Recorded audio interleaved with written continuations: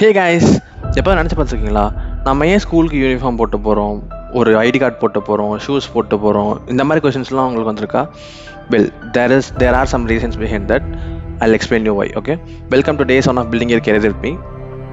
அதெல்லாம் ஏன் நம்ம ஃபாலோ பண்ணுறோம் அப்படின்னா ஸ்கூல்ஸில் they are teaching us to dress well. Okay, so பேசிக்காக அதுதான் அதோட ஐடியாலஜி.